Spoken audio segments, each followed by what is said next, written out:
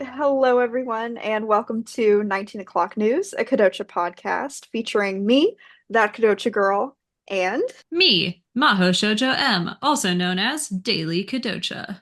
today we have a very special guest. Would you like to introduce yourself? I most certainly would.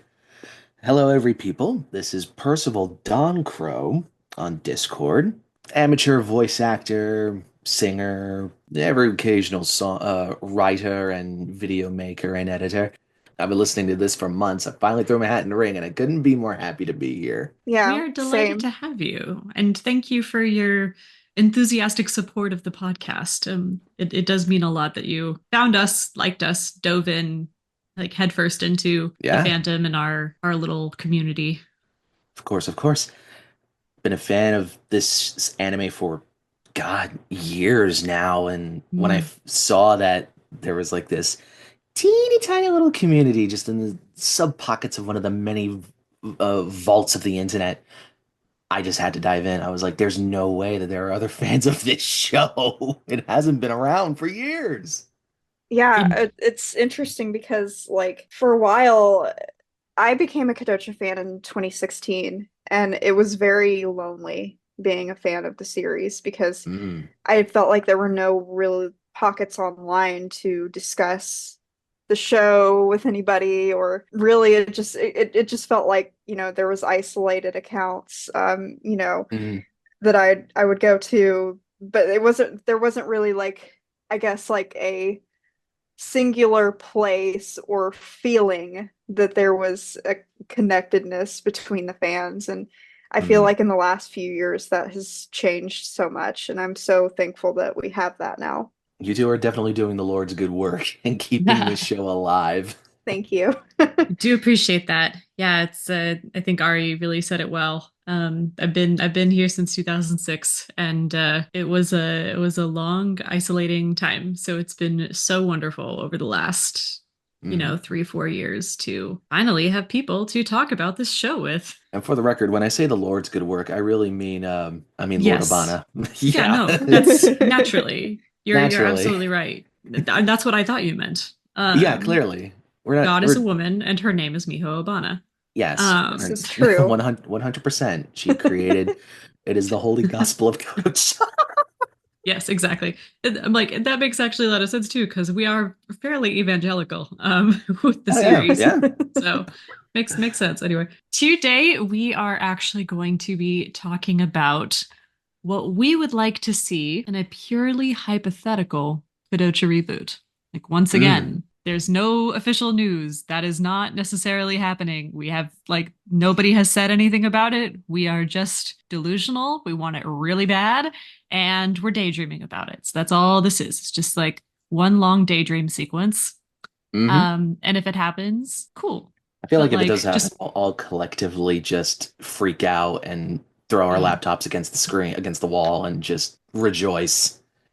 for sure, for sure. We That need would to, be a like, very have exciting day on the internet indeed. I don't Oh, want yeah. people to see this episode like title and think that there's been an announcement made when there has not right. been. So I'm just being real careful about that up front. Like, Yeah. A whole meetup if that even happens. oh my God, right. And actually, before we dive into the reboot itself, something that we try to do whenever we have guests with middling Mm. success is ask what your Kodocha story is, how you came to find it. You said you've been a fan for years, but Ah, when yes. when I, once upon a I, time. I suddenly feel incredibly old. Yeah, I was in the trenches like you, Em. I remember watching this show when I was very young. Currently, in the year of our Lord Obana 2024, I only just turned 28. And I remember recently diving back into how I got into Kodacha to get into this podcast. And this goes way, way, way, way, way, way, way, way, way, way back to when I was in middle school, believe it or not. So this was like I want to say 2010, 2011.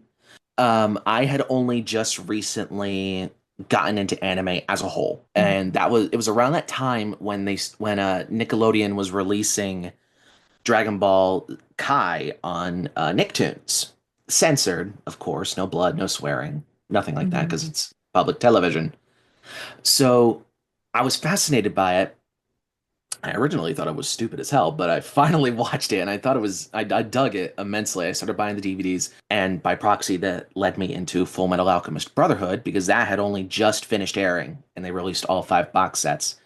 And that led me into FMA. And I was obsessed with watching FMA. I was like watching panels of the voice actors at conventions, and one of those panels just so happened to be Laura Bailey, our beloved Laura Bailey, who plays Sana, her husband Travis Willingham, and the lead for Edward Elric. And she performed the Sana art rap at this panel. Someone requested it for her because I think Kodocha was just on its way out the door at Funimation at the time. And I heard this rap and I was so fascinated by it. I was like, I need to figure out what this show is. And I found the raw rap, the actual footage of the rap on YouTube. And I was like, well, that's a favorite. And I discovered more and more clips of it. And I finally found the box sets online. Thank you, Discotech, for resurrecting it. But I fell in love with it. I watched Kodocha all the way through Series 1. And it was only when Discotech released Series 2, which you should totally buy, no plug, humble plug, that I finally watched the whole series. And I'm fascinated by it. I've always found Kodocha to be interesting. Because if you know me and you know my personality, I am very particular when it comes to anime. I have very specific tastes in mind. Personally, I think anime can be very flashy and modern and too glossy nowadays, and Kodocha hits that perfect blend of that 2D sketchy style that I adore in anime from the late 80s, early 90s into the early 2000s. I totally agree with you. I'm also very particular. I don't really show it a lot.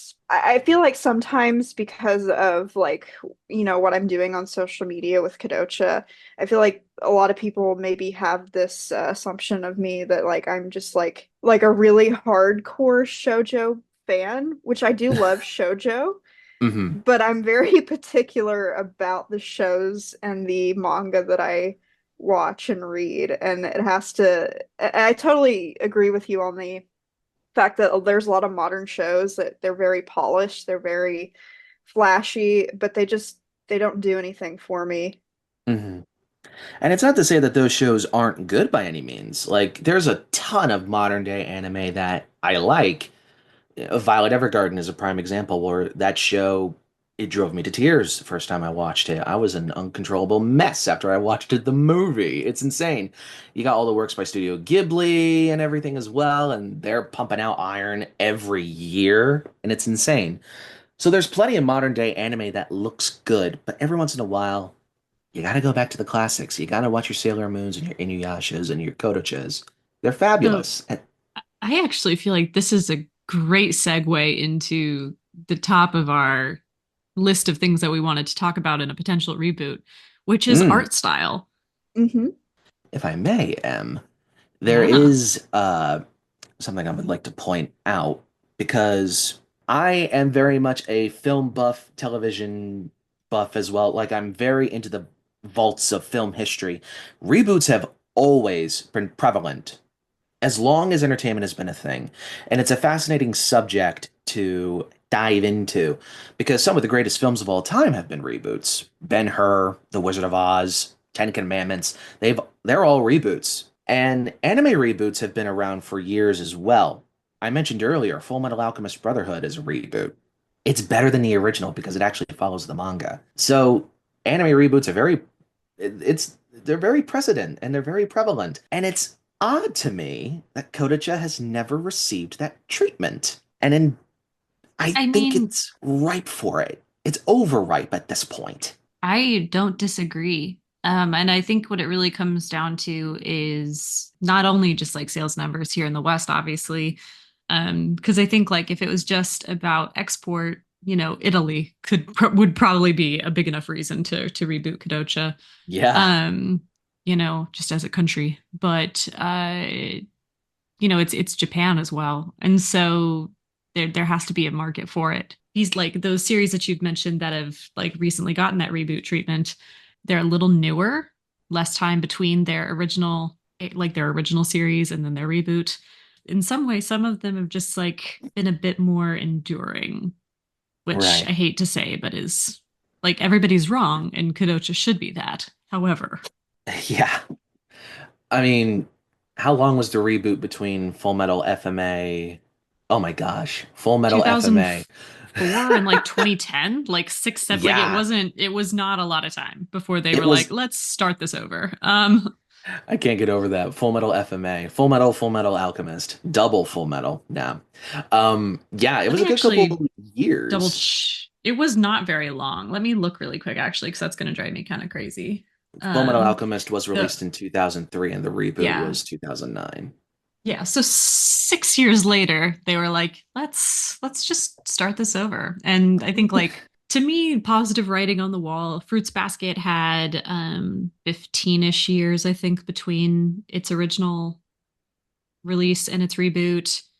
That sounds about Um, right because I think the original came out around the same time as FMA '03. yeah. Kimi ni Todoke got a third season this year after like a 12-year hiatus. So Oh like my miracles God. can happen. We would need a special kind of miracle, I think. Definitely. But to dive into the Yeah, let's hypothetical talk about Kodocha reboot. yeah, art style. And I'll be interested to hear what you guys have to say based on what we've kind of touched on already with art style. And I'm prepared to get dragged for my opinions here. So let's go. Ooh, interesting. I'm probably gonna get dragged as well. Oh, Because I've been thinking about it. I've been thinking about it the last few weeks, since we've been, brainstorming ideas for the episode. I'm not I wouldn't say like I'm picky about my shows, but I'm not picky at the same time, if that makes any sense. If a show's good, then I usually don't mind the art style very much. Like the content, like the writing and the characters are compelling enough. So I personally like either way, like any kind of art style that they would choose to go with, I think I'd be happy. But I do have a preference, and I think it would be kind of odd to some people, but I think they should do something unconventional. Maybe kind of stick to that old style of animation, but obviously it's more modernized. Very physical comedy focused, but kind of have it like a good example of that. I know they recently just had a reboot for the series Ranma. Maybe something Hmm. similar to that, but oh yeah. a bit more goofy, if that makes sense. Hmm. Like your Urusei Yatsura's reboot's also probably a pretty good example of that. Ranma is a great example of rebooting an anime and keeping that original art style, yet doing something different with it. Indeed. It looks great. Yeah, it looks fabulous when you compare it to the original. I mean, it's like night and day. Fruits Basket is also another great example how it kept that art style. But listen, when you reboot any anime, it's gonna look different depending on the studio. Absolutely. I would make an argument though that the original Fruits Basket anime and the reboot to me seem are very different. Yeah, I Mm, was actually just about to say the same because to me It the original looks more like the manga art, while the 2019 mm, version has kind of that more glossy, modernized look that we've been talking about. It's very everything's very pretty and sparkly. yeah. And while the old version, that was more, I mean, it had the same director as Kodocha, so it was yeah. more from Ah, what I wonder why. I haven't actually watched it, but like clips that I've seen of it and things I've heard about it, it is more comedic, and Yeah. that art style looks like Mhm, it would be better for that. While in the reboot, they were more focused on the character-driven story and the mhm, romance. So of course it's going to be prettier. mhm. Hmm. I would also add to that if you look at if like we're talking about like art styles shifting over time, Takaya Sensei, the author of Fruits Basket, her art style looks more like the 2019 art style today. which because she did all of the artwork for the ending, the last ending theme song. Oh. It's cool. So Hmm. like, and that looks very in line with what the series ended up looking like, the 2019 reboot. And the same thing, they did a re-release of the manga with new covers, and then there's also the Fruits Basket sequel series. And both of those have art that looks closer to 2019 than it does to the 2001 series. That's it. That's all I got. But in terms of art style, though, like I said, it really comes down to the studio because if you have a really solid studio that has a good library of anime under their belt, you're gonna get great results. But that's also incredibly dangerous. I don't know if you guys dive into the horror genre at all, but recently on Max, again, no plug, Junji Ito just finally released the anime adaptation of his biggest work that got him famous in the West, Uzumaki. And that first episode looks identical to the manga. Literally after that first episode, they changed studios and the animation quality dipped in quality and it's horrendous to look at now. It certainly didn't help that the pandemic delayed its production. But if you're gonna have a good studio, I would love to see this is actually what I would like to see Kodocha look like. I'd love to see it in the Ghibli style. I just think it has that perfect, particularly the Kiki's Delivery Service, Mm. early 80s Ghibli style, like Hmm. Nausicaa or Laputa, Castle in the Sky. Just Hmm. that very sketchy, yet almost watercolor look to it. Just beautiful art style. But Hmm. also for particularly some of the musical numbers and some of the dream sequences that Sana has. Go crazy. Like, go crazy with the art style. Make it look. That's when you break out the real polished look for when Sana daydreams. Yeah, that would be interesting. I never really considered Kodocha and Ghibli style. I don't know. That would be interesting if they went in that direction. Mm. It would certainly be a departure. I think for the Like more not in a serious moments, definitely go Ghibli. But for the more comedic moments, lean more toward the original style. mm, I at least want the characters to look how they're supposed to look in the manga. You know what I mean? Like hmm if Sana woke up one day and she suddenly looked like Winry Rockbell from Fullmetal Alchemist, I'm gonna be like, okay, wait a minute, hang on a minute, something's wrong here. What Yeah, happened? hmm that's one of my worries actually. If we ever had a Kodocha reboot, was it would they would change it significantly to fit a more, I guess, just standard modern day anime look, Mm, that it would lose its soul, and I mm. would worry about that. Your concerns are heard. This is where I'm gonna get dragged. I love new anime style. I love the gloss. I love the pastels. Bring it on. I'm obsessed with all of it. And every time somebody goes on one of their Twitter rants where they're like, I hate this, 90s was so much better, I'm like, I like this one better, actually. And I'm sorry. Well, don't I'm get me like, my wrong. dream world is Madhouse doing the animation for Kodocha Reboot. They Ah, did, like, I would give an arm for that. That would be the best. would you Um, also give your leg? Hmm. Fullmetal Alchemist mm, joke. maybe like Oh what yeah, from like the what the knee down. I'm looking at some of their work now. I could see it. I could see this. Yeah. They've got such a good balance of like, they do a great job with serious scenes and they can do comedy really well. And they can do action like really well. Like just like the actual fluidity of movement is something that they're really good at. Like, Oh, and whoa. I'm what's whoa.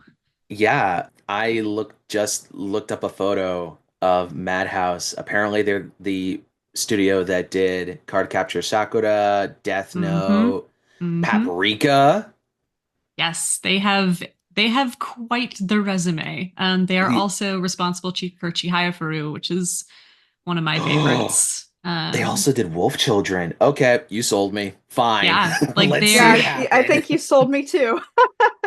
dude. All That's I'm right, like this is my dream studio. all right. You know what? Sure, They can let's do it go all. for it. They've got the range. Yeah, I think like I'm looking at like collages of like all the shows they've done. Maybe something like Hunter x Hunter. like that kind of style where it's kind of it's Mm, childish looking, but Mhm. it's still it could still pull off serious moments. I think that would work mm. well for Yeah, Kodocha. I can I think definitely see so. him. I can definitely see a blend of Hunter x Hunter, Trigun, and when it gets really serious, whip out the paprika.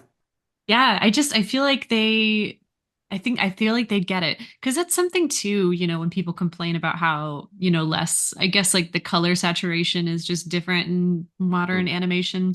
But to me, it feels more reminiscent of like manga color work because that's typically done in water-based markers or watercolors even.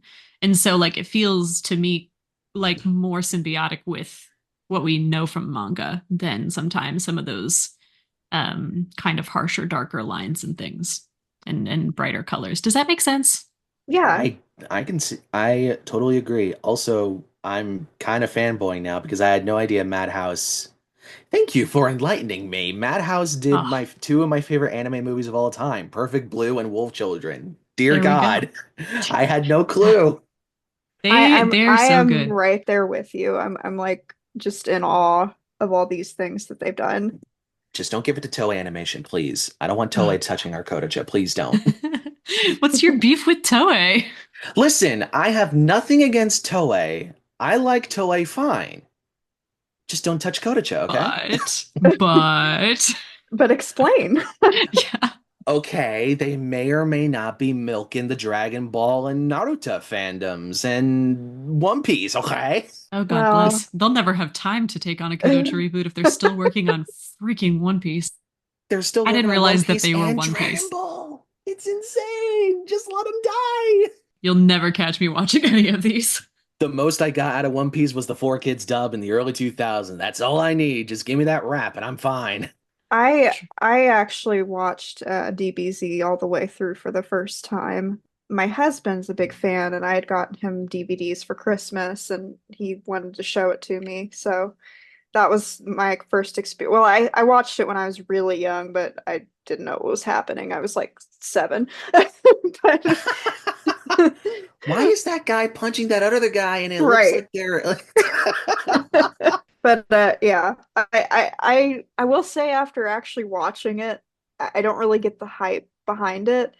It was a good show to watch. I respect it for everything that it did to revolutionize anime in general, but like I just I don't get why we keep prolonging it, just like you said. It I am of the very strong, humble opinion that Akira Toriyama want rest in peace, the king. He wanted Dragon Ball to end after Cell died. But Toei Animation was just like, here's some more money. Make us more. We want to make more. And Toriyama was just like, fine, I'll make more. And he just wrote more and more and more. Mhm. Dragon Ball should have ended after Cell died. That's my big hot take. That's not even related to our beloved Kodocha. Hey, that's part and parcel of being a 19 o'clock news, a Kodocha podcast. It's welcome to 19 o'clock news, a Kodocha, and also other things podcast. Yeah. Um, like, Spin-offs, the anime. oh yes, I'm and well aware. I'm a fan, remember? that's true. Like you put in the work. You Yeah. have labored. I'm actually curious to see, do either of you know who makes the Ranma reboot? What Oh, studio? Let let's me find look it out. up. I All think right. it's Bad. Mappa. Mappa? Is that's what that Third anime says? series. Yeah, Um, they're hmm. oh, Yuri on Ice, Banana Fish, Jujutsu Kaisen. Oh, Attack on Titan. Oh wow, yeah, that's a big one. It's so funny because I feel like looking at most of these, I'm like, okay, so there's like a theme kind of to the work they take on, but like for boys. That's what Studio I'm. I do Yeah. know Studio Dean did the original version of Ranma, and that's a classic studio right there. Studio Dean. Fun Mm-hmm. fact, Studio Dean did the original Fruits Basket series, and when they decided to do a reboot, Takaya asked specifically that it be with a different studio and different staff. Yikes. That Interesting. doesn't bode well. Just a little fun fact. What are you Yeah, considering? I like your idea, to have Madhouse Studio I do I just feel like Kodocha. they get it. I just feel like they get it. I Ooh, They feel do like they so would yeah. good. too, but I can't help get over the fact that like I just would love Kodocha to have the same aesthetic as this Ranma reboot. Like that's just what I personally would like. Whether that would be realistic or not, I don't know. No, I On this mean, I don't think it's I mean, this is a daydream episode. Like it doesn't matter if it's realistic or not. It's like what are you on the hoping for? But just give it to Madhouse. I'm with you, Em. You've converted me and Ari to this aha! 100%. Love that. My obsession with Madhouse is one of those things that like the biggest problem with Madhouse and the thing that like the struggle that we would have is that because they are obviously so good at what they do and they are so booked and blessed all the time is that there are often long periods between seasons Mm, of the shows that they're working on because they're kind of always staggering one thing with another. So, Chihaya Furu season 4 when? When they're done with the clear card that they're working on right now, probably. Like there's just they've always kind of yeah, got something going on. So there would be long stretches. And I think that that would be a tough pill for a lot of fans and that having to is a wait. blessing and a curse. That Yeah, because I feel like people aren't patient anymore. Like I remember when the Fruits Basket reboot was airing, people were like really going nuts just in like the few months in between seasons. And I was like, bros, like you guys gotta chill on this. Like it'll get here when it gets here. We get simuldubs now. That was not a thing 20 years ago. We are blessed. we are I hate to say we're living in an anime renaissance or golden age because if you want my honest opinion, the golden age of anime was in the 80s and 90s.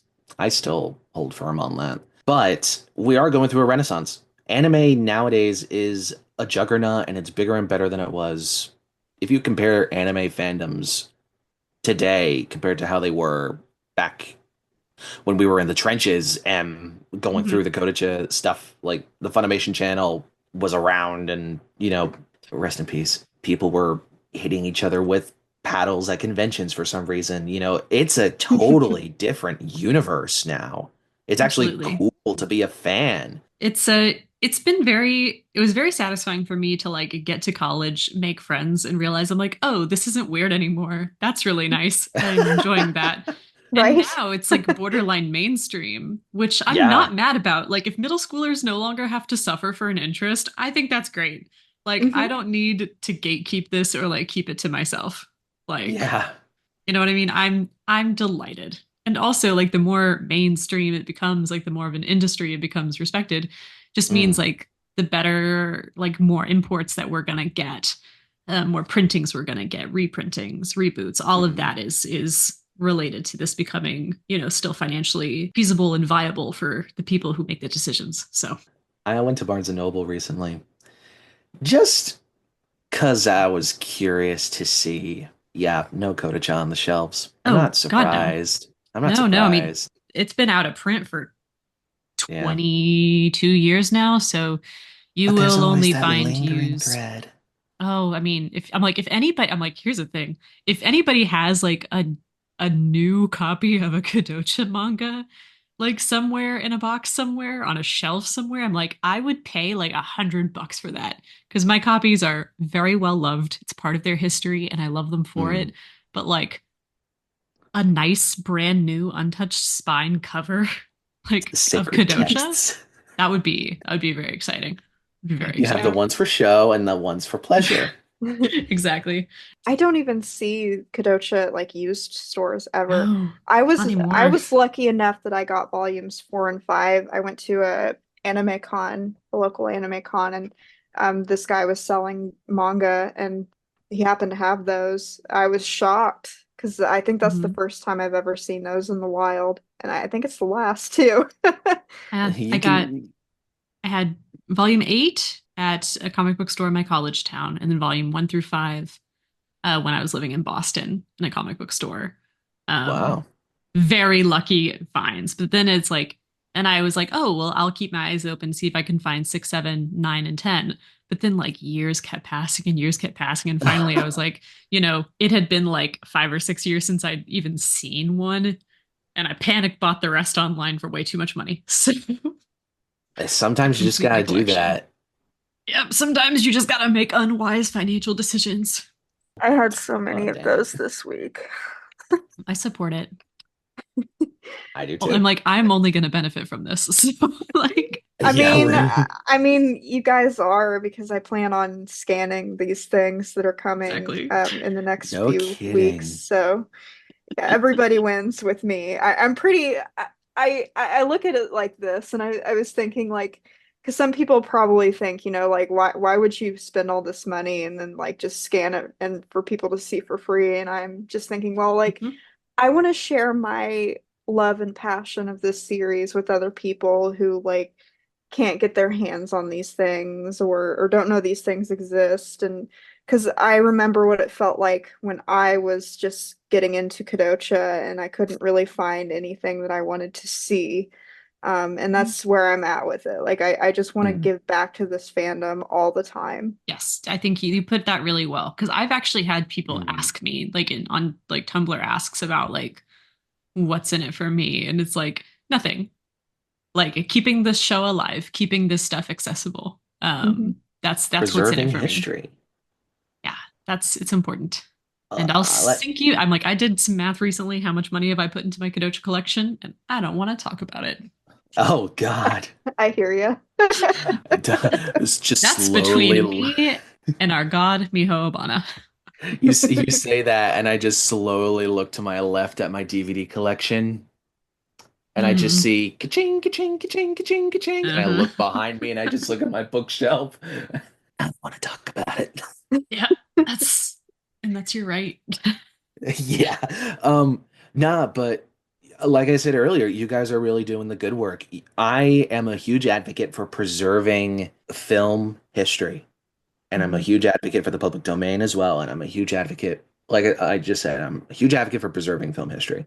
You guys are doing the good work. You guys are really putting in as much effort as you possibly can to preserving this show and all of its assets and everything. It's incredible to see because no other anime has this treatment. Yeah. I'd actually there's a person that I'm friends with on Tumblr, Hot Water and Milk, and she does a lot of archival work as well. But her series is Wedding Peach, which is niche as heck. Like I'd barely heard of Wedding Peach before meeting her. And she actually runs weddingpeach.net, which is a site that basically like collects and preserves high quality like manga scans, episodes, soundtracks. She is working with the actual mangaka. Like the Oh my author is like doing gosh. her stuff to like help preserve those like she's like it's and I'm like I want that for us a little bit. Like I dream about that sometimes. I'm like if I like really Holy wanted to crap. put like money into this, I feel like that's one of the next steps. You've got me dreaming about this now. Oh my gosh. Whoops. I Dang. just went to the website. Holy crap. This Hmm. you weren't kidding.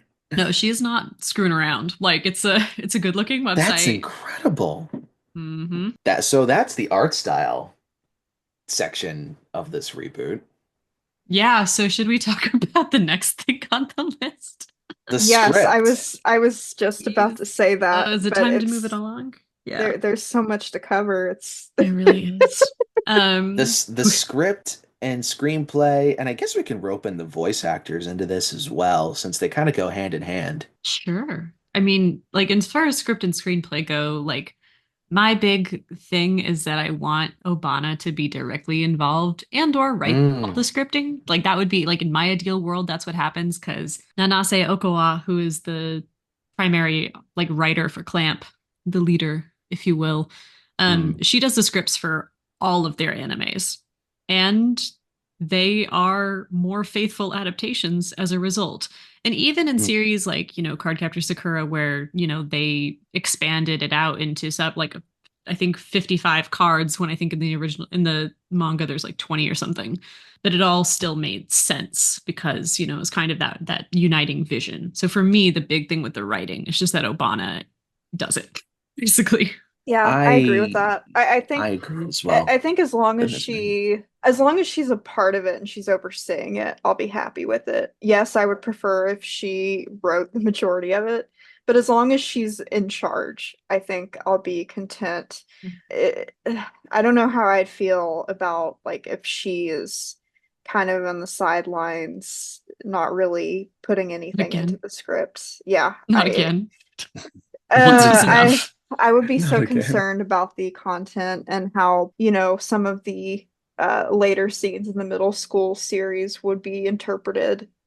Because I feel like we need her exact vision if we want to get that right. That guiding hand, I think, is really important. And although if I did have to like recruit a Japanese screenwriter that I really like to like work on it, Reiko Yoshida is a hell of a writer. Yeah, you Woof. will. She's done a lot of Pokemon. She is responsible for Digimon Our War Game, which is maybe my favorite thing that has ever come out of Digimon. And she is also I'm like, I wonder, Ari, if you recognize her name because she did the writing for Tokyo Mew Mew. Ah, Oh, no kidding. cool. So Ikumi did the art and Yoshida did the story. So I think that she's a person who can like hear a concept and kind of like expand on it in a way that I think is really good. We'd never get her in a million years, but like that's like if I had to have somebody who wasn't Obana involved, that would be my pick. Okay. Mm. Yeah, I could see that.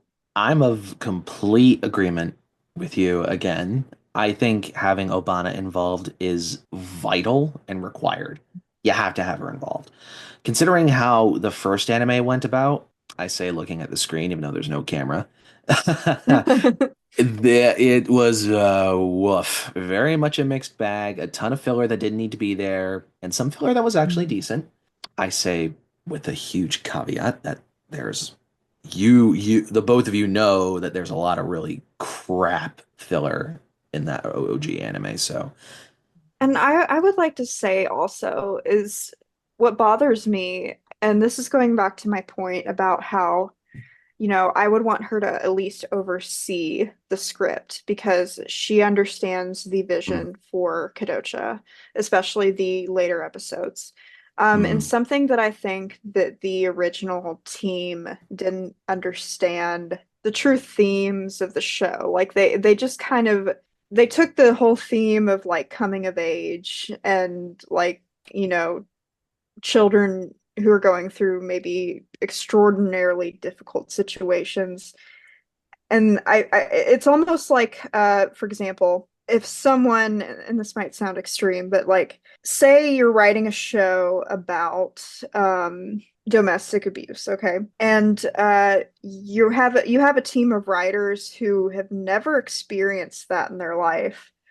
And that's almost what it feels like with the Kodocha filler arcs sometimes, is like they're writing about something that they don't fully understand. Because I mm, feel like and the Takashi arc is a great example of this, is because they try to have that whole like broken family dynamic thing going on, that they tend to that tends to be a theme in Kodocha, is the broken families, and they try to kind of have that with Takashi, but it just nothing really makes any sense. It comes off as Mhm. creepy at times.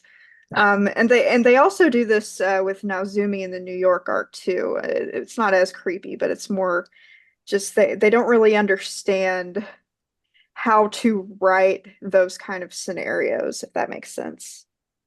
Yeah, that's a really good yeah. point. I hadn't thought of it quite like that, but you're right. And I do think the other thing that they suffer from, particularly with those filler arcs, is that like I mean, obviously, like production, especially at that time, was like everybody was on a time crunch constantly. I don't think they really had time to like get to know the characters well enough to invent new storylines for them that were feasible, made sense, and kept them in character, which is why Hmm. in a lot of those arcs, Mm. Sana doesn't act like herself. Naozumi doesn't act like himself. Like, and which is a complaint that I have with much of the filler. I just had the most wicked and horrible, horrible, horrible idea, and I know I'm gonna get crucified for this. Oh. But that guy you just said the name of, whomst we wish didn't exist in the OG anime? Yes. Yes. a certain glasses, purple-haired looking guy that kind of acts like Ray a little bit, yet is a lot more creepy. That Yep. guy. Yeah. That guy. Put him in the reboot, but change it up. Don't have him be the way he is in the original. I think Just have him be a good friend to Sana. I think honestly, I don't. I'm kind of in the middle with you on that. Like, Yeah. I wouldn't be opposed to it if they actually made sense and they Hmm. didn't make him so off-putting. That's It could putting it work. lightly there, Ari. However, there is something mentioned in the manga that might make it really difficult to still make him likable. I don't really want to mention that on the podcast just because it's a touchy topic. I think you know what I'm referring to, right? Mm-hmm. Mm-hmm. I think I Um, do as well. so it's like I see what you're saying there, and I think maybe like if it's cut out, if they don't mention that in the anime, Mm, in a hypothetical reboot, if they left that little nugget out, you might be yeah. able to bring him in and make him a character and have that Yeah. reveal, oh, this is my dad. But if you are making this, if you are making it very, very faithful, and you have that little bit in there about who he actually was, And I his relation to Keiko. exactly. I See, don't that's know. what I want cut out, primarily his relation to Keiko. Like, just Yes. remove that. Remove the Yes. whole log cabin in the Alps weird thing that they had going on toward the end of season one. Yes, but And Akito got to save her life 2 times, and that was very fun for me. that was And very that's fun. But like, there is also that whole thing about, toward the end of the manga, you have the whole living doll situation, which is for all of us who are newbies to the manga and we get to that part, you're just like, what? mhm. But they like kind of do that in the anime, and yet they don't. She's like kind of in this lucid trance talking about Takashi, like Gojo. It's so odd. Like they Mhm. try, like they ripped that from the last bit of the manga and put it in the smack dab in the middle of season one. It's Here's the oh thing, god. though, that the last bit of the manga hadn't been written yet. But I would also argue, too, like, she is kind of in that like trance-like state at the end of season one. Mm, But I would argue that it's not as expressionless as the doll syndrome from the manga. right. And You know, I think Obana saw that and I was just like, she was like, I'm gonna steal that. mm, I doubt mm, it. Except make it better. no, honestly, I mean, back to, including, characters from additional filler arcs into a reboot. I just get the feeling that if we were to get a reboot, and I know that this is like, I keep being like, this is We're us in just dreaming, dream big, we're in princess, but dreamland right now, yeah. we're in dreamland right now. But there's also the practical side of me that's like, if we do get a reboot, it's not going to be as long as the original series. And I would like every episode that we have to be filled with canon, basically. Like, I want to make Yeah, sure that the entire manga Mm, gets adapted and don't want anything that could detract from or distract from or derail that. for that would be sure. my That's my ideal thought. as well. Yeah, I would think that would be the best. But if they were to include filler, like it would be cool to see some of those anime only characters return if they did that, and maybe improve on them or Mm, expand on them in some way. like that creepy paparazzi guy. Okay, maybe not him. Honestly, Uh, it's so He was funny kind of that fun in his own way. I in his own guess. way. Yeah. If actually, this is a fun question. Like, if you're going to bring back a filler character, who would it be? Oh goodness. I'm trying to That's a good think. question. I was surprised that my first impulse, my first answer to that question was Nazumi's sister, Cecile. Oh Um, yeah, I totally. was like, Okay, you know what? ooh, this could be. I'm like, that could be trash the whole storyline with the New York arc, but just bring back her as a character. That could be fun. Hmm. She's a beautiful I design too, which I love. So, On a more comedic level, the pint-sized Aikido, for sure. That would be all right, great. nice, nice. I don't know I who forget I'd his pick. name. Part of me just Uh, wants to say Bernie just because I I love Bernie know. so much. I I But was love so I close to being Bernie. like Bernie, my beloved. I Oh, think that could Bernie. be fun if like she was like Misako's friend from America or something, like have that kind of in there. They're But so married. I don't know how you put her in there. I don't either, but I love her. On the same token, there are a whole filler plot lines that you could rip from the original anime and put into the reboot. Particularly every that one episode where it's Kurosuke, the rabbit, and Mamie and Mm. everything. Yeah, that's it. That's it. That would be a good one because that's a loose end that never quite gets tied up in the series. Hmm. So That would be a that was a good very good episode. one. There's I agree. also, I believe, wasn't the episode with the chicken, Kyoko. Tsuyoshi's chicken, Kyoko, wasn't that a filler episode as It well? sure was a filler Oh, episode that could be goodness. canon.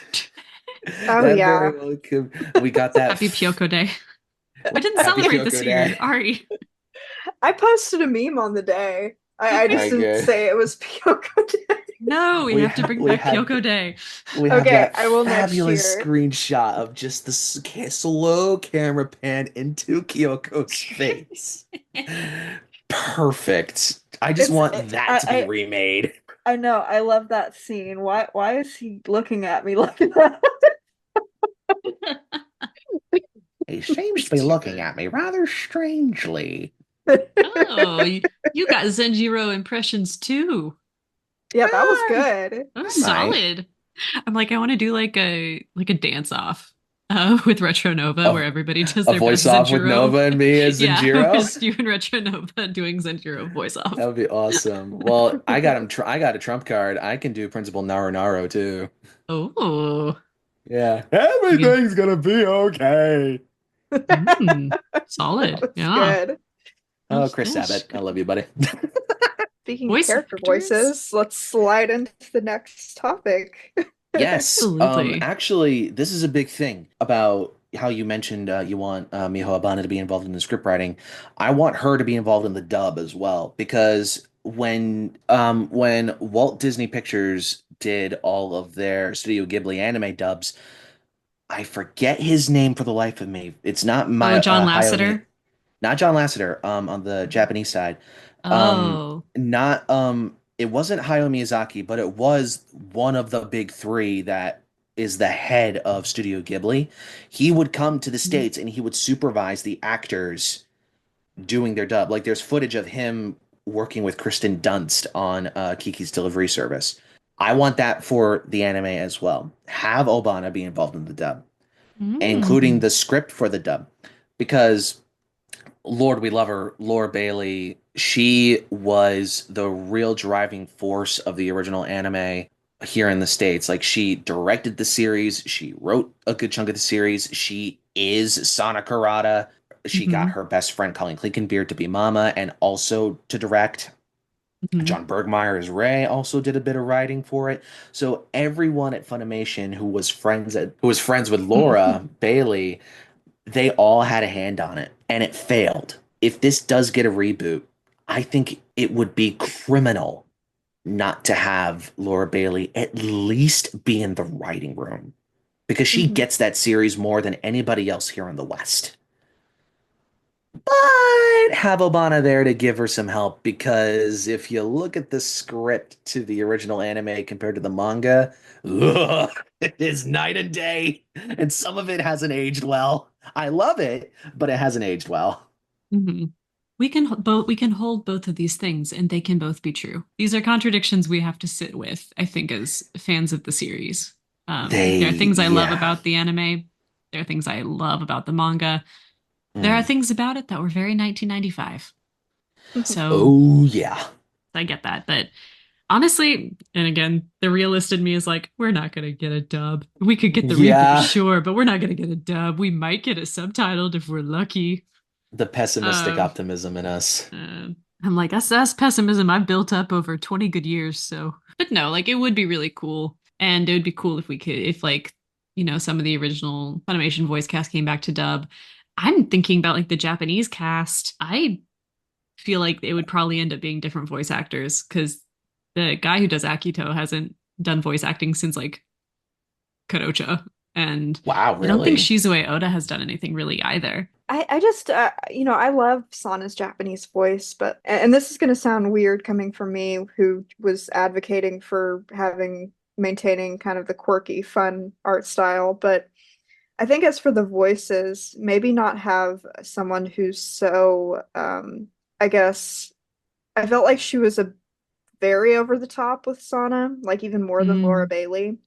Oh And so I yeah. think maybe having a more you can have, crazy moments here and there, of course, it's Kodocha, but like maybe having someone who's more subdued with their voice for Sana in this show, especially with like you know, if we're having episodes and the more serious moments in the later part of the series. hmm Well, Sana, I don't think it'd be a Sana. concern because I just looked and she has not done anything since Kodocha either. Are you So serious? Oh my gosh. 102 episodes, and then she said, I'm done with that. No, thank you. Dang. She turns 60 this year. So Oh Oh yeah. wow, I thought she was Ooh, younger. here's an yeah, idea. Have her play Mama. that would be I That would could be fun. see very that. fun. That could be really fun. That's a sweet idea. Talk about passing of the torch. Oh, and then bring back Tatsuya Nakazaki, who played Akito for Fuyuki, my beloved. I was Um, just gonna say that. Yes, that would be perfect. That that'd would be be so fun. awesome. Because Or like as he was Ray. I feel like he could do a good Ray. Mhm. well, he was about the same age as Akito in the original series aired, wasn't he? Like he was a Uh, teen. y- yes, he was born in 1982, so Oh he yeah, so was he could totally be like Ray or fully Fuyuki. Why like not? 13. Yeah. I think on the show too, you can hear his voice changing. I think we talked Hmm. about that on one of We our did, yeah. episodes. See, I'm not as familiar with the Japanese voice actors and actresses as I am with the English cast. What little we got of the English cast anyway. So you guys would totally just have to fill in with the Japanese side of things. But in terms of the English cast, I got you Mm. down pat because All right. it's very much the same situation as the Fruits Basket reboot, Hmm. where they pretty much got just about everybody from the original series back for this new reboot. Hmm. I do want the same for Kodacha, but there are a few people I think could do with a bit of a recast. Who are you recasting? Um, Can I guess? Is one of them Jerry? Jerry Jewell as Is Akito? Akito? No, actually. Ah, interesting. Okay. No, I want the two titular players, Sana and Akito, to be the exact same voice actors as they were in the original because that's criminal in my eyes. You can't recast those two. Here's who I want. I want Laura, Jerry, Colleen to be Sana, Akito, and Mama. They Hmm. have to be because that's just. I want Sunny Straight to come back as Zenjiro. I want Greg Ayres to come back as Tsuyoshi. Mm. Um, I even want Chris Sabat to come back as Principal Narinaro, and he's barely in it. My principal recastings fall on some of the more smaller players, particularly the classmates, like Oh. Aya, Hisei, Mamie, Gomi, like characters like that. I while they are important, you could totally just mix and match whoever you want to be Hmm. in there. And particularly, and this is getting on touchy territory, and I'm not going to dive into it. But Monica Rial as Yeah. Aya, thank you, Ari. Personally, not a big fan of Monica Rial. I think the perfect actress for Aya would be someone like Hayden Davio or Scylla Aria is her VTuber name. She would be perfect for Aya because she has that sweet, cute little cutesy voice, I think. But in terms of like characters like Gomi, you could get anybody. There's so much talent. And with Funimation pretty much in the gutter now, they're dead. You can Rip. like it's the wild west now of voice Hmm. acting talent. You can get hell, you could get me if you wanted to. Resume up and coming. The talent pool is just ripe with people. But in terms of the principal players, Sana, Akito, Rei, Mama, Tsuyoshi, hell, I would even argue Masako, Akito's sister, whose name Natsumi. Keep them all the same. Like Laura Hmm. Bailey, Colin Clinkenbeard, Kaylin Glass, Eric Vale, like all those principal players. because they're so important, keep them the same.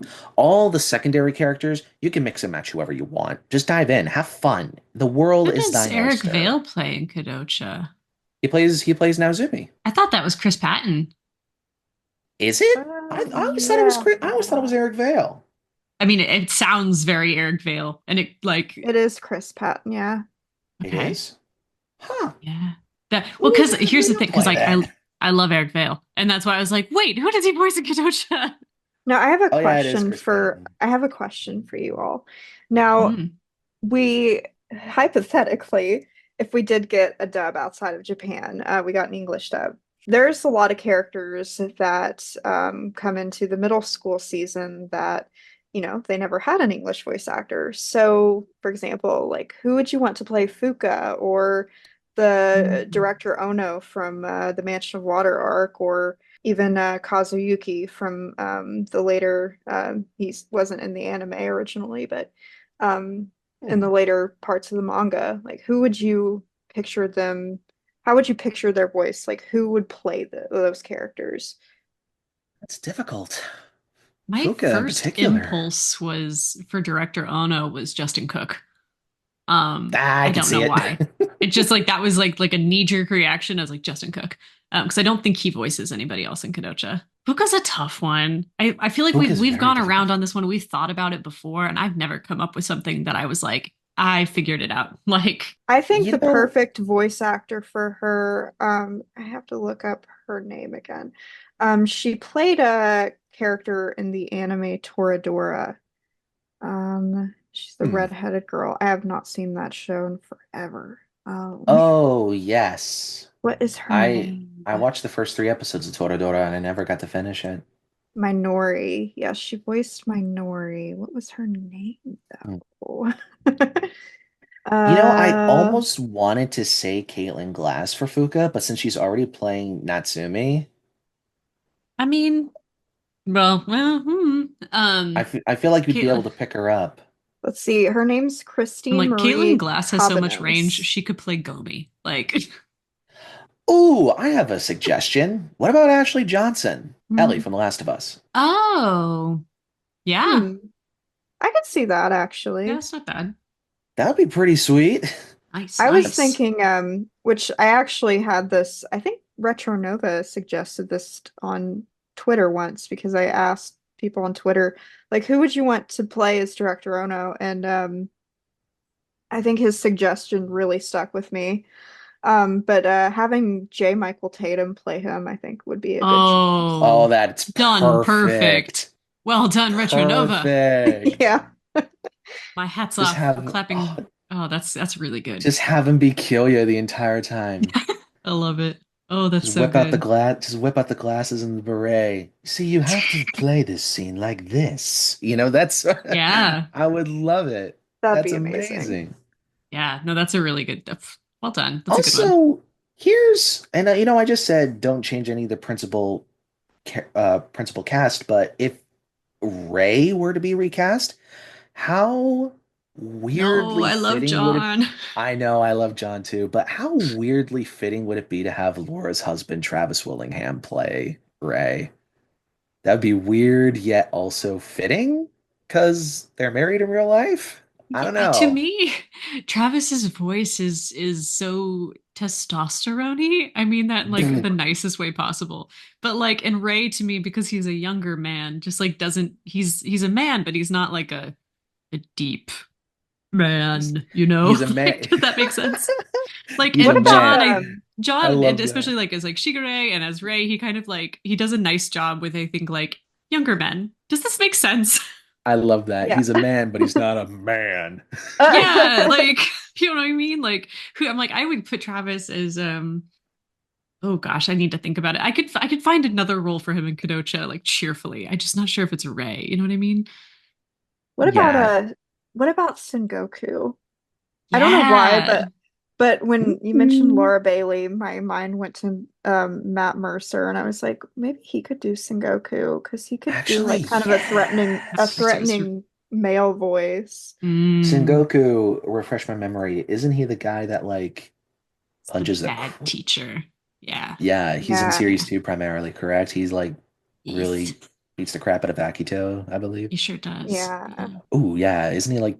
Yeah, he's like the most hated character in the series, isn't he? For Uh, the most part. he should be the most hated character in the I mean, series. Yet excluding people are coming for excluding the my girl creep. Fuka right and left every day. Oh, I thought you were Um, talking about Takashi. no, and honestly, and he also should be the most hated character in the series. But people are always coming for my girl. See, I never hated Fuka. See, because you're right. See, I never hated Fuka even before I read the manga. I never I hated spend my Fuka. I life was just defending like, Fuka Matsui. oh, I know you do. But I never hated her. She never bothered me. I disliked Natsumi more than I disliked Fuka, and I like Natsumi. But There you like, go. I don't know. That's a very Natsu, unpopular opinion. I don't think I've Nats, ever heard anyone say that. I don't know. Natsumi kind of Nat- bothers me sometimes.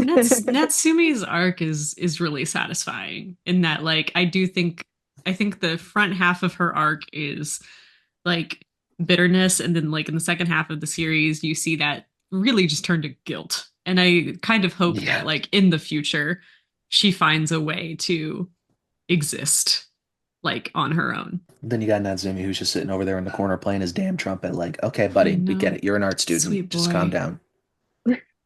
Our sweet angel baby. So do you all want to move on to the soundtrack You know, of it might be time. a hypothetical Yeah. reboot? Yeah, we've Yeah, still got a few topics to go through. we Music sure do. The music is I've interesting because it's so original to the original series.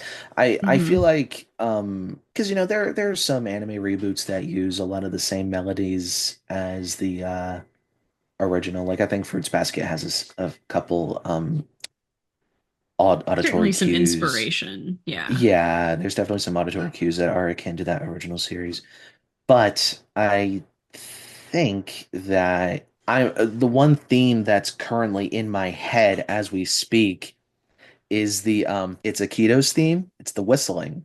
Mm. I want that in that reboot so bad. Hmm. Just because it's Yeah. so Akito and I love it. It's a great theme. And honestly, when I'm talking about music, opening and closing intros and outros, like, Mm. can we get 19 o'clock news to come back? See, that is like you hit the nail on the head. Like that's my big want is because, and I didn't even know like that I would want something like this until it happened in another series. But like, let me tell you, the Tokyo Mew Mew reboot was to me like very beautifully done. There was so much love for Mm, the original anime. There was so much love for the manga, and it really, I think, mm, did a good job marrying those two in the reboot. And the music was fantastic. I loved it. But mhm. I think it was the mid-season finale for season one. The episode came out on my birthday also, so I was like, God did this for me. And they just did like a piano slowed down version of the original anime's opening theme. When I tell you, Oh, I no bawled my way. eyes out. Like, That's as the awesome. minute I heard it, I was like, oh my God. And they just played it through the last like 5 minutes of the episode, and I was a wreck. And like if they did something like that with 19 o'clock news or um like like I don't know, like if Love Me Just Deeper, like a piano rendition of like Love Me Deeper mhm. or something in the backgrounders, I would just I'd be I down for the think count. Yeah, Just that'd be Relax would be ideal. another fun one too to throw in there as well. I think that was I the love opening the for idea of series a two. yes. I love the idea of like a piano, like like slowed down version of Ultra Relax. It's just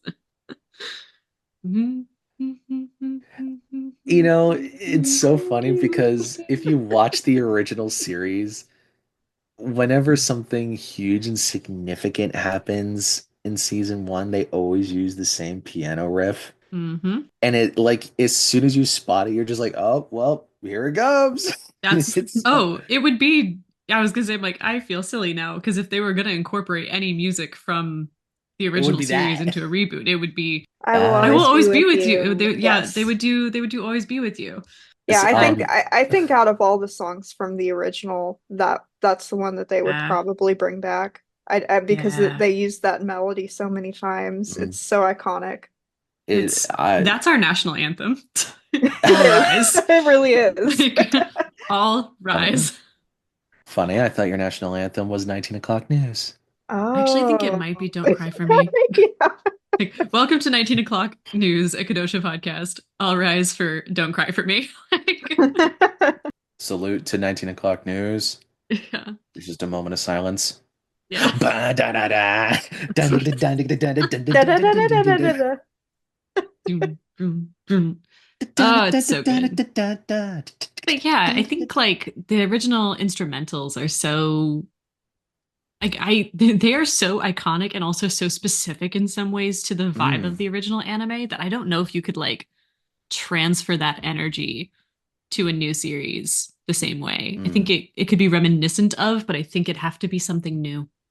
Yeah, I agree with that. I actually think the music of a reboot would be it would have to be different. I feel like they would use a lot of the same like you could use a lot of the same elements. Hmm. Like you mentioned the whistling. You could Mm. always have that kind of as a sound that's associated with Aikido, but maybe it's just used in a different way. I don't think they would go for like an orchestral kind of sound for Kodocha Reboot. You know, maybe something like the Fruits Basket 2019 that's Mm.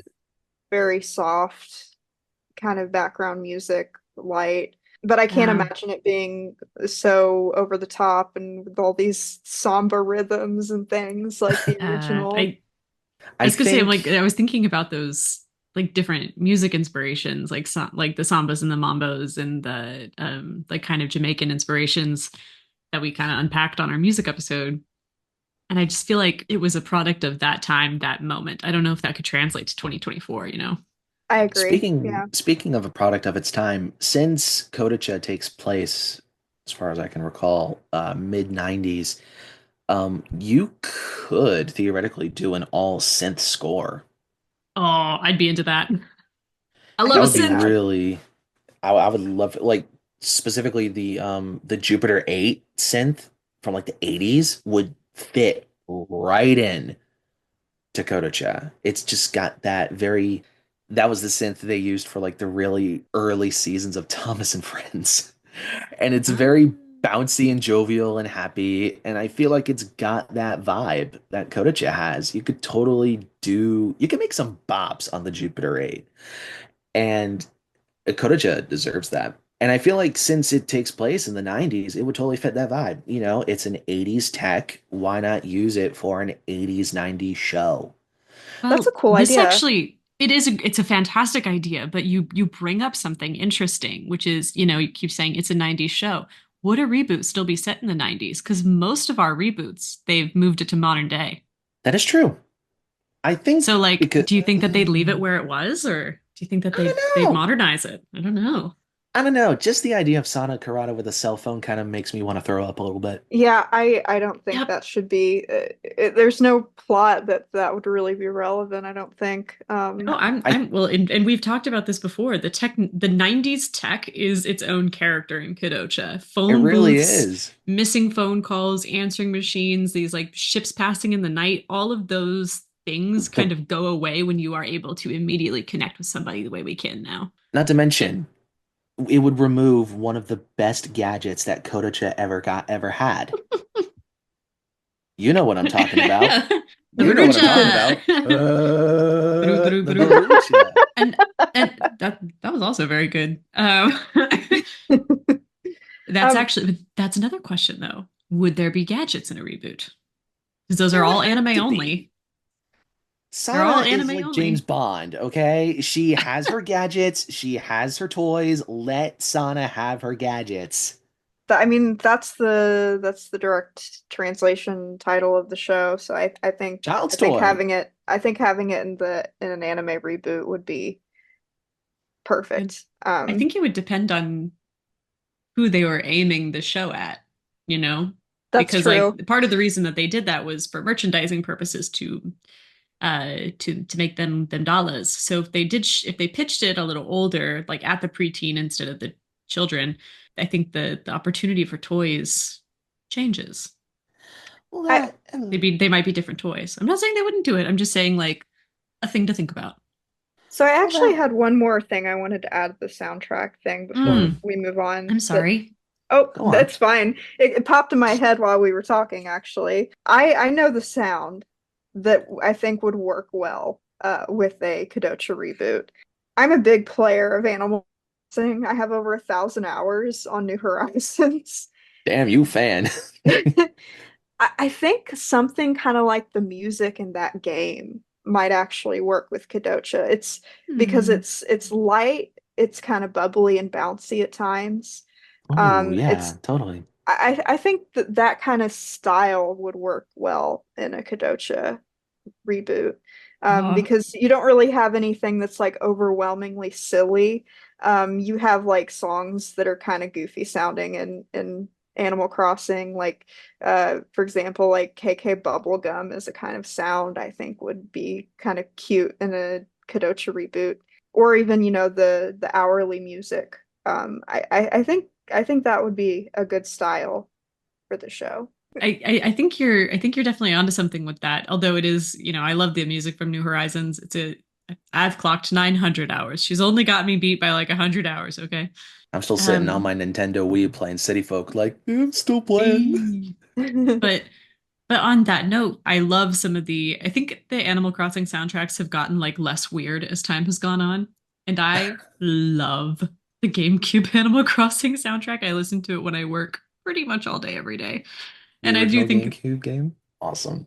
yeah, like that one's got some like weird, like meowing on the downbeat stuff. Oh Oh yeah, yeah. there's You some Oh, know, that I'm weird like, stuff on oh, that I love it though. I think soundtrack. they could do something kind of funky, fresh like that, and it could be fun. that brings Yeah. back so many memories of like playing Animal Crossing on GameCube during the summer when I was a kid and like having that music with the animal sounds. I've got a GameCube memory card for a town that I built in 2003 when I was in the fifth grade that can drink now. Um, like, Wow. and I still check on that town and pull weeds probably every couple of months, You boot up that as I game and have Mr. done. Rossetti comes up like Gilbert Gottfried and just gives you hell for not coming into your town. You load up and he just pops up. The hell is this? You haven't been here for years. I have got to find the screenshot because I misplaced the cartridge for like most of high school, and then found it again when I was in college, and it had been like 6 or 7 years since I'd plugged it in. I'm sorry. Something I want to bring up as well that's actually very important for the music. Mhm. Silence is golden, and it can Yes, speak a whole lot more volume than blaring orchestral or synth music, completely agree. particularly particularly for the really serious moments. The biggest one Mhm. in particular, Keiko and Masako. That standoff, Mhm. dead silent. I don't even want to see that little chipmunk, that little thing that she has in her head, the whole. I don't want that. I just want a little chipmunk to sit on her shoulder, just sit there, Mhm. dead silent, absolutely dead. I want to hear a pin drop. Yeah, I completely agree. Like I feel like we've talked about that a bit on the podcast too. Like Mm. when Kodocha does silence, like they're really good at picking those moments and picking them really well. And I would love to see that in a reboot. Well, let's move Um, on to the next topic unless there was yeah, other things you wanted to say about the music. no, I mean, well, the next topic is overall tone and mood, and I do think that like the discussion of silence kind of lends itself to moving on into that. So, The whole tone of Kodocha from beginning to end is a mix of serious, comedic, just genuinely heartbreaking, and also the most gut wrenching, tear crying, hysterical laughter of any anime I've ever seen. It's such a mhm. mixed bag, and people would say that that is a flaw. And you're right, it can be if done poorly. Kodaja somehow manages to thread that needle with the greatest of ease. And I think if, Lord willing, if we get a reboot and Miho Obana is involved, we'll be able to have that same needle be thread again. Yeah, I think the tone should be very similar to the original, but I think also I think the comedy, I, I feel like saying it should be toned down is a bit strong. Um, but I do feel like, see, and it's hard for me to say because like I don't think they should tone it down a lot. Like it should be like you should be taking it from a 10 and just dropping it down to a 9, if that makes sense in the reboot. I agree with you. Like, there are bits of comedy sprinkled in throughout the serious bits that I like to have that I also don't want to have. Like, one of the ones that immediately comes to mind that is just hysterical, yet also in the midst of a serious moment. It's after Keiko leaves the Karada mansion. Sana and Akito are just standing out in front of the mansion. Sana just whips out the barucha. I'm right here. You don't have to buzz me. Yeah. It's funny. It's a funny little bit that just got added in for flavor.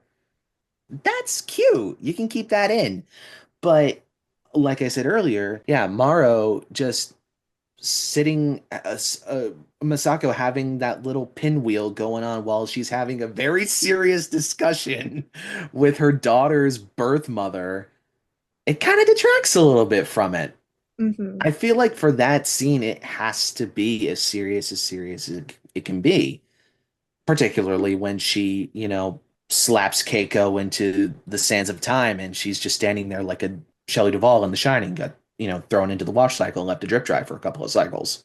Yeah, and I totally agree with you on that. There's moments in there, and I'm not going to name names, but we have Babbit who like comes in during some of these moments, and Hey, it's like, I hate that guy.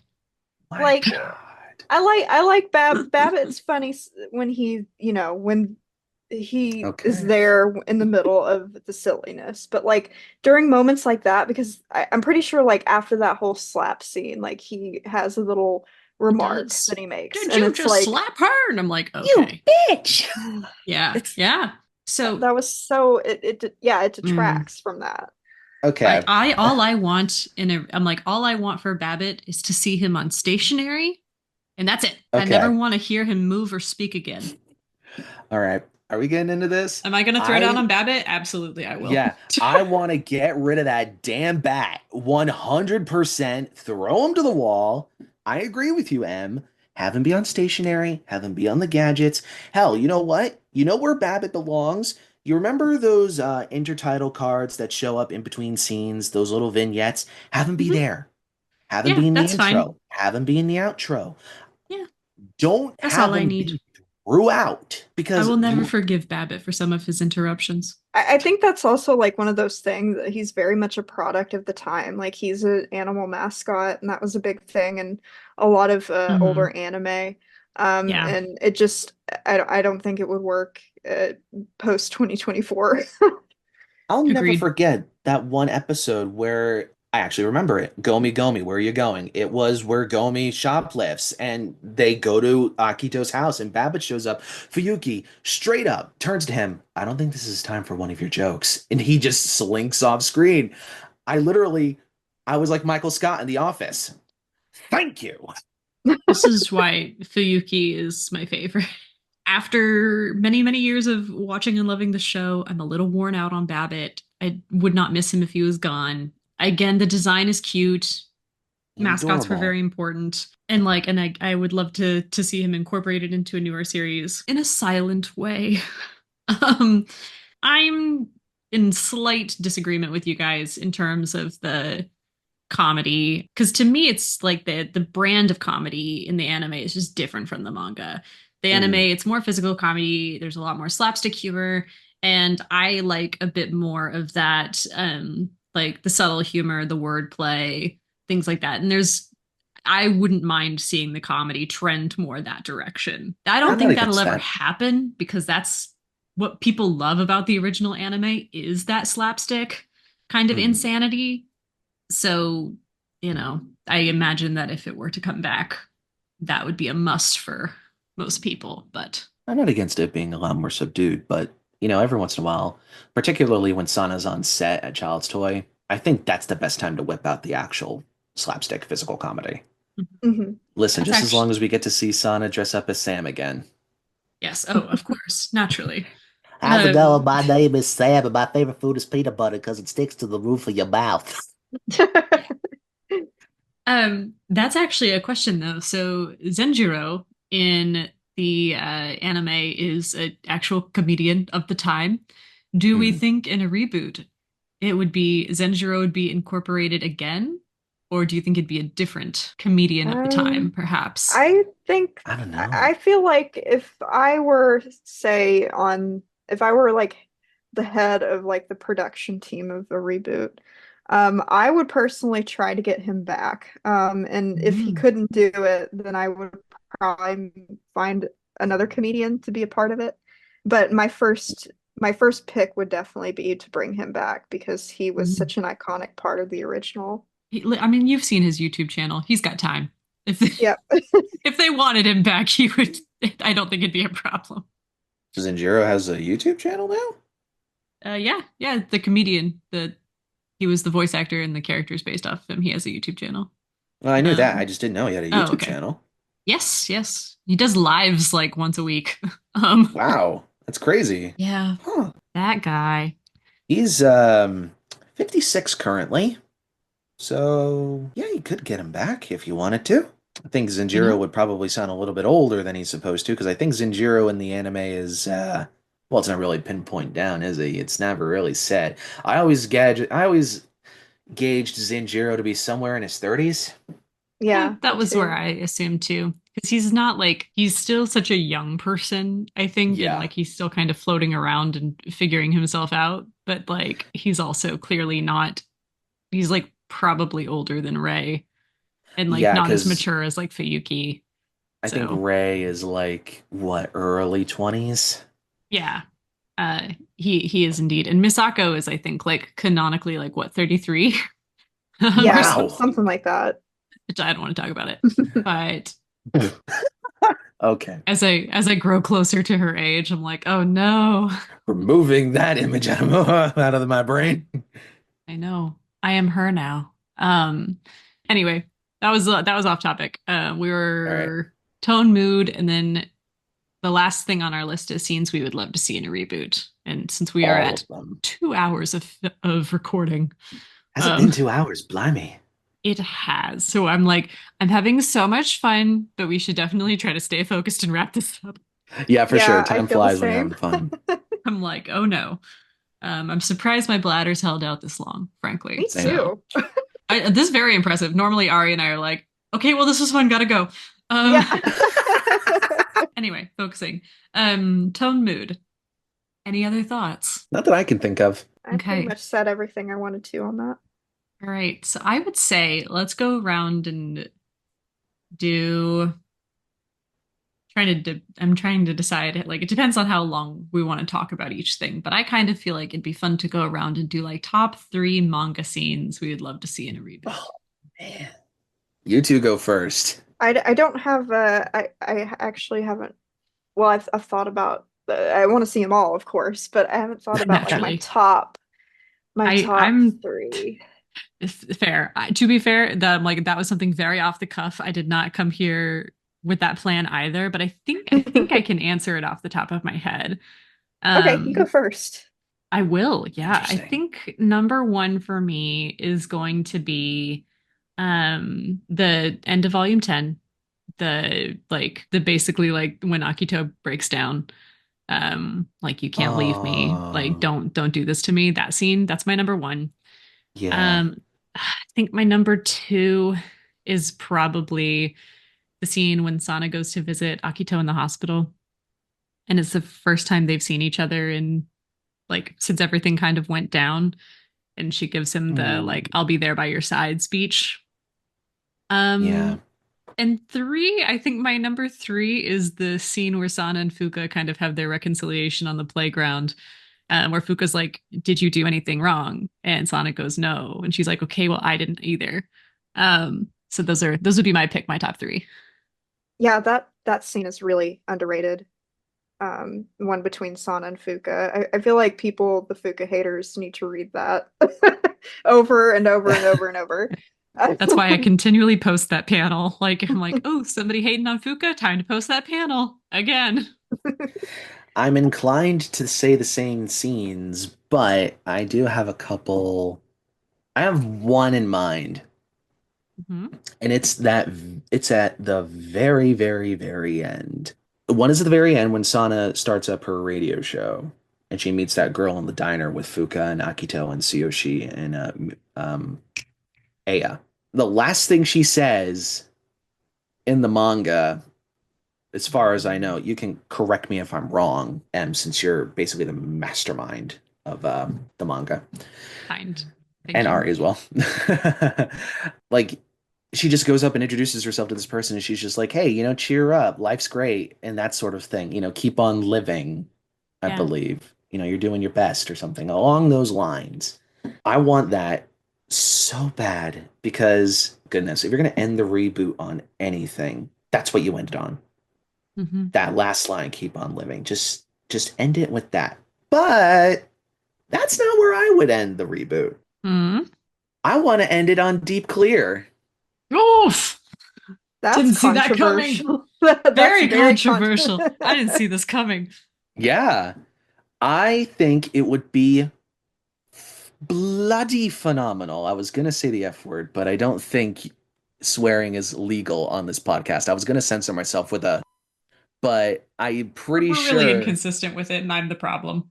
yeah. Actually, I could see that. But I think it would work as like an after credits epilogue kind of thing. Yeah, how great would it be to end Kodocha with possibly the biggest plot thread we got that isn't even in the original manga? Akito and Sana have a kid. It's every shipper's dream. You, Let's make it happen.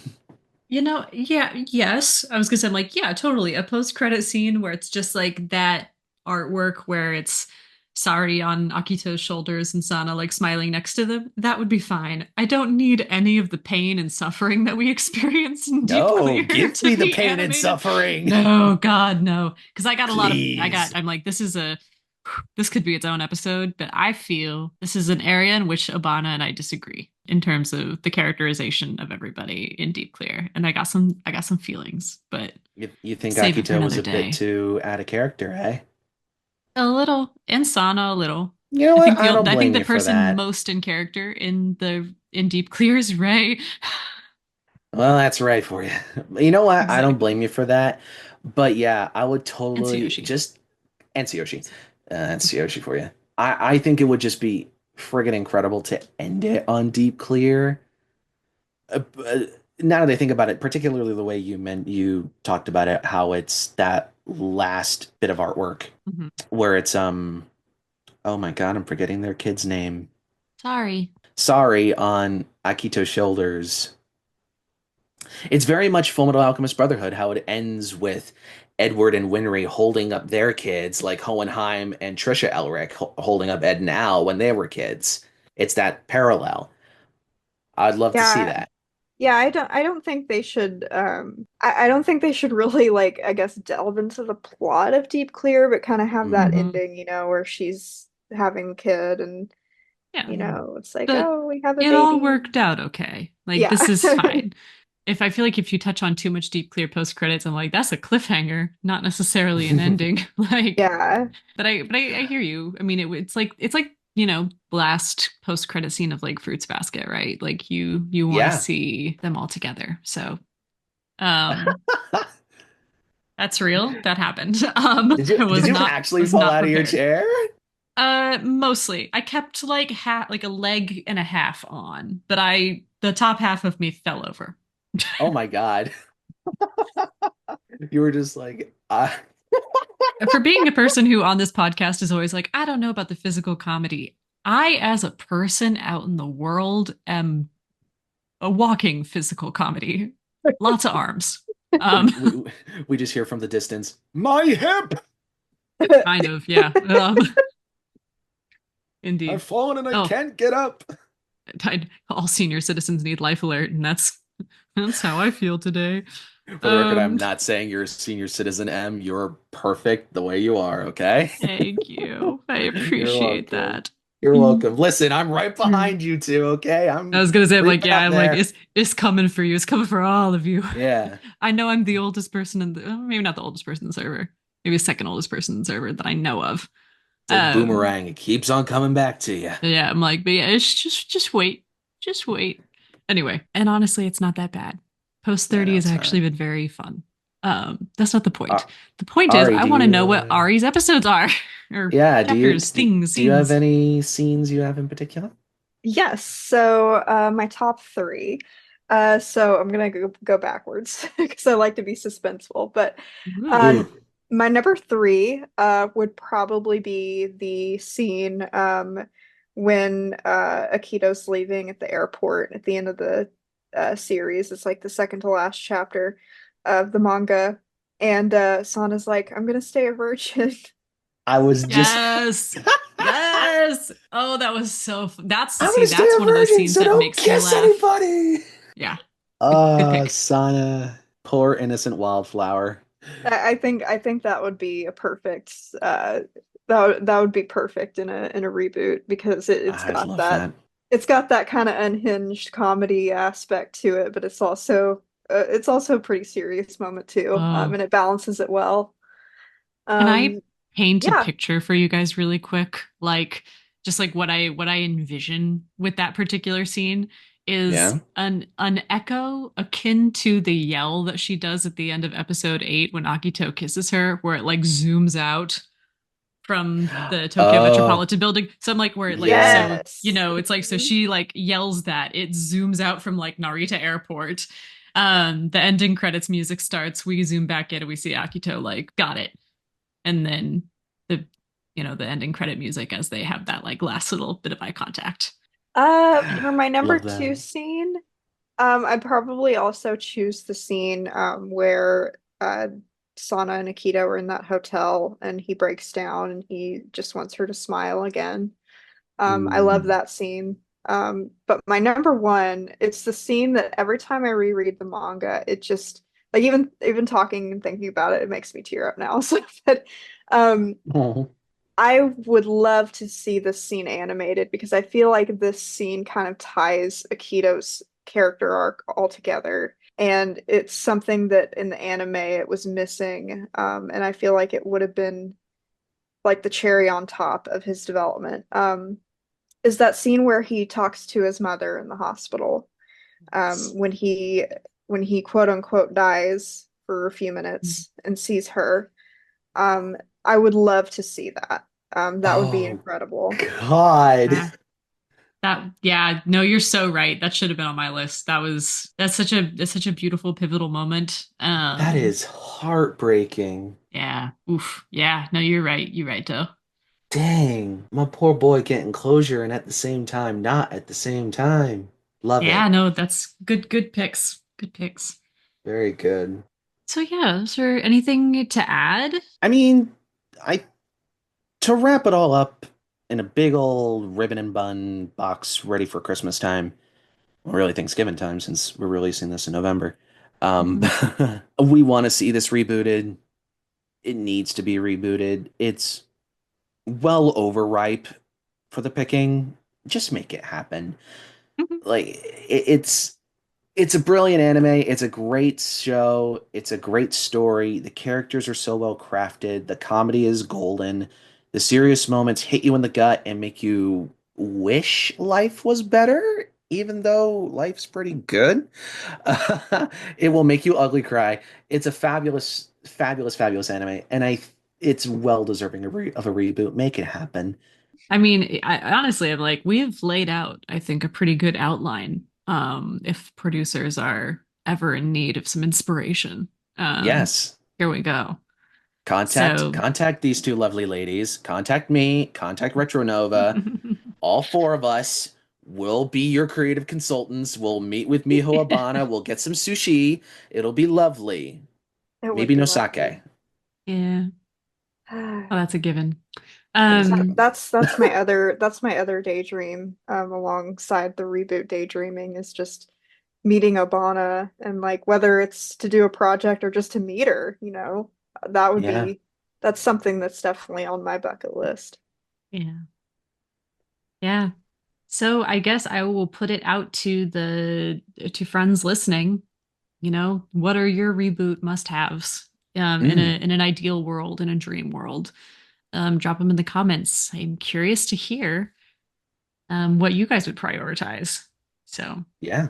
well, thank you so much for joining us. This was Yeah, really this Of was fun. this was course. awesome. Thank Of you. course, of course, of course, of Yeah. course. It's my absolute honor and pleasure, and hope to come on again at some point. I'm sure I can. Yeah. Sure I can dig into my old brain and figure out. Oh, another thing to add. Goodness me, Halloween episode. Let's make it happen. Kodocha, Oh, for please. real. You Yes. need to make a Halloween episode. More holiday episodes. Yes. I would I also want a love St. Patrick's Day. I want an Easter. Okay, maybe not Easter, oh. but I want a Halloween episode. I would also add to like final note is Kodocha does not have as many of the like sort of stereotypical anime episodes, and like I could use a beach arc. I could use Oh, a school please. festival. I Yeah, could use like those are things I could use if they wanted to. That would be fun for me, maybe. I don't know. just bury Akito in a sandcastle and have the waves wash him away. Yeah. Just have it be a It would thing. happen to Tsuyoshi, I bet. Yeah, Aya you know would Akito would dig what? the hole. Aya would Yeah, run poor screaming. Tsuyoshi. Yeah, bless him. Anyway, I could any last thoughts? Anything anybody wants to add? All I'm thinking of now is just Greg Ayres playing Tsuyoshi, getting brought into the wave. Just Love him. bless him. Can't really think of anything. Just thank you again for having me, you guys. It's been an absolute Yeah, honor and pleasure. Hope to I'm come so on again. glad. Welcome. Thank you for making the time. This was really fun. So, Mhm. Of course. all right. Well, until next time, everybody. Yeah. Thank you for listening. We'll see you next time. Bye bye. See ya. Thank you for listening to 19 O'Clock News, a Kodocha podcast. 19 O'Clock News is hosted by That Kodocha Girl and Mahou Shoujo M. We love making new friends. Feel free to join us in the Kodocha Discord under Kodocha_media. 19 O'Clock News is not affiliated with any current or previous rights holders to Kodomo no Omocha by Miho Obana.